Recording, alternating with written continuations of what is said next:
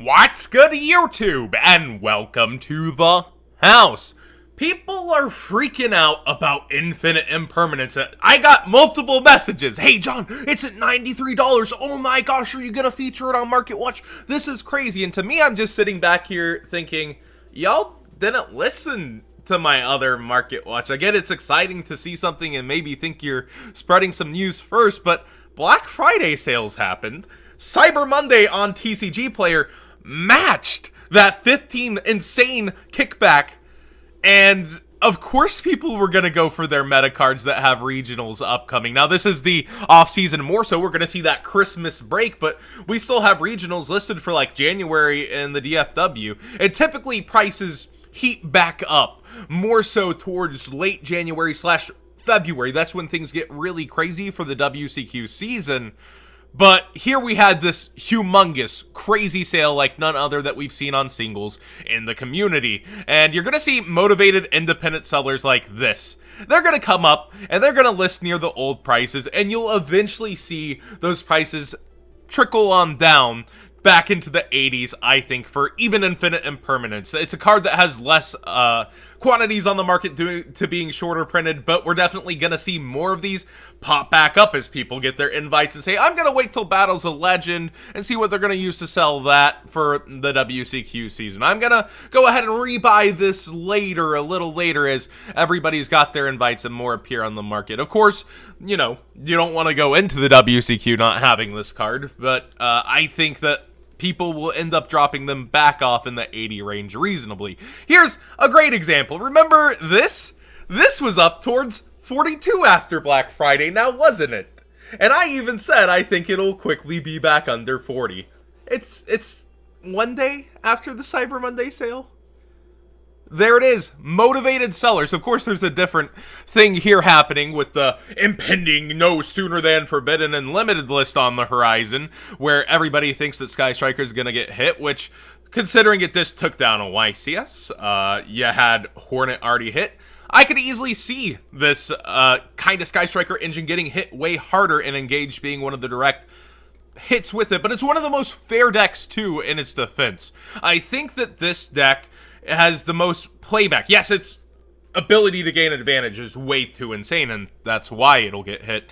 But I think it's one of the only decks that's not like, ha, break my board, all my negates. Oh, I'm going to dump your hand, I'm going to FTK you. It's actually one of the most fair decks, but it's also one of the least rewarding decks in the terms of, you mess up, it's over for you. Unlike other decks, you mess up a Goki resource, you can continue on. With this deck, it highly punishes those who mess up, and we see it on both platforms back under 40 already, despite the sales. Now, I thought I was going to be bold in this statement. I was going to say today, Vampire Sucker, it's worth way more than $12. Well, everybody caught up with that real quick. I thought I was going to be the fast one, and it's up towards 16, 17. I've been saying I can see where people are going for this, with the FNL list also pending. I know I'm repeating myself there, but this is already topping regionals, and you have one of the best transitional pieces for zombies right here that let you continue on, and I think it's really good, and it seems the market caught on a little sooner than I got to put it up on Market Watch. So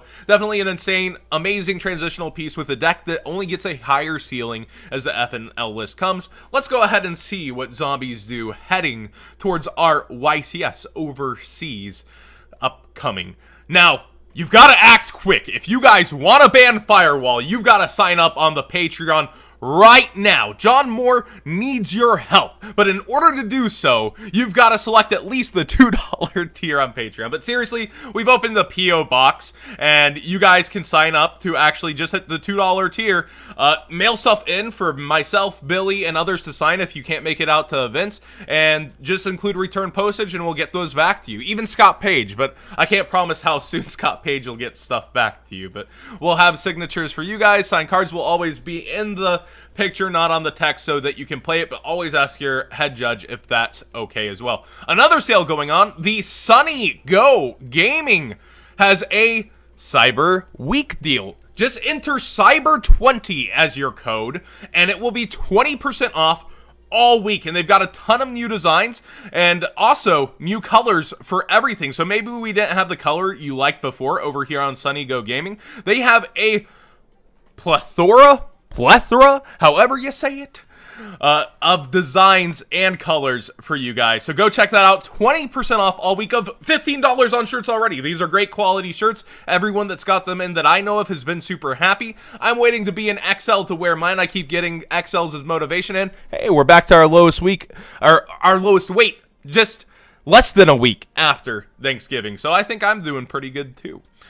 We've got PrankKids still a little bit up, and I've noticed the rest of the set is actually falling. So it kind of says this is more targeted by vendors than actual demand, mayhaps, from people who just saw a cheap PrankKids place, because the rest of it is just dripping on down. It's all dripping down. So I expect to see PrankKids place not hold that 10 necessarily, even though this needed money somewhere. This set had, people are paying to open it.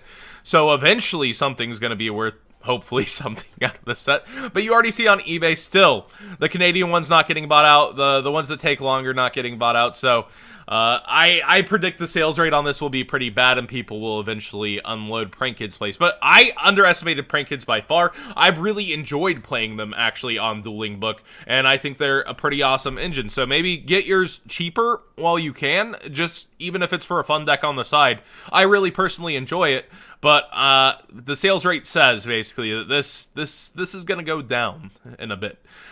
Just looking back at the buyouts, the Lynx Brains 2-pack that we don't know when we're going to get. Kaspar kind of holding a little bit towards 10. Holding towards 10. That's kind of funny to say, considering it was up towards 15. But I guess it's like $2 above where it was at. And then Kizaru towards $9. So this obviously holding its weight in its buyout way better than Kaspar currently is. And we look over here on eBay.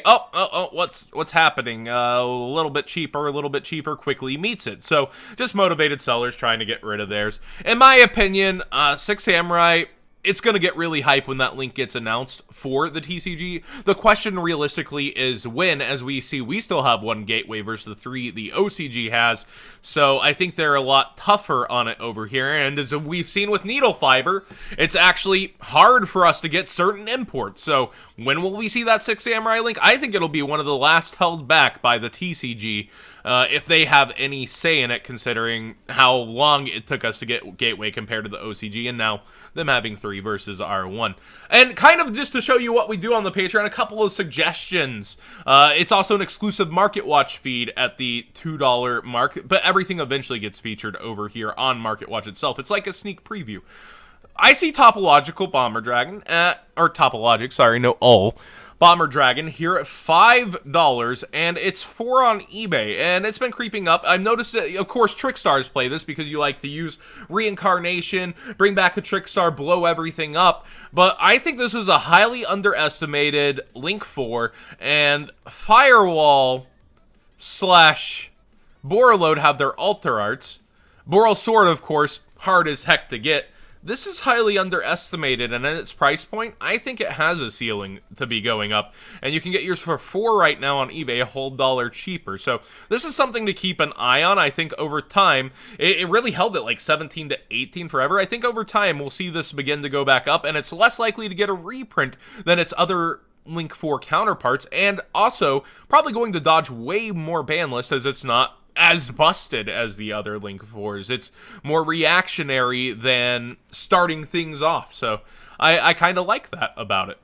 We also have the Winged Dragon of Raw Sphere mode here towards the $5 mark now. My opinion on this is just, when you're getting trades, this is an excellent thing to get throw in on a trade that people will gladly let go of at around the $2 to $3 mark, maybe 2 for $5, which is half value on this card, but people really don't necessarily value their god cards. And of course, there'll be the people who way overvalue them. But overall, this is from a special edition, and it's a super rare. It's the lower rarity version. People will let this go relatively easy when you're trading, if they're not attached to their Sphere boy and their memes. So if you see it in a trade binder, and you need to make up that value on a deal, this is good filler to go ahead and pick up. And finally, I noticed Galaxy Soldier. There was actually somebody on eBay unloading a ton of them at 12, like 250 on the secret rare. It was crazy.